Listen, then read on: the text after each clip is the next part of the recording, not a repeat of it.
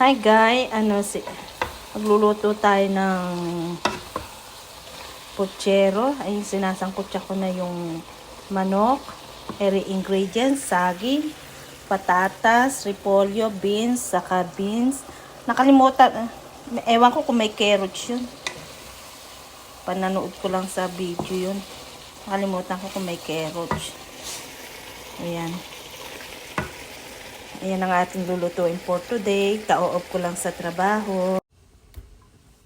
Pagka-out mo sa work, gutom na gutom ka.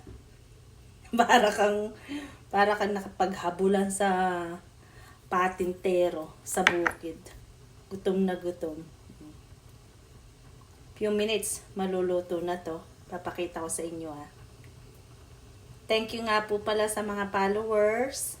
Maraming pong salamat. Abang-abang lang po kayo and keep watching. Support me. Invited more. Thank you.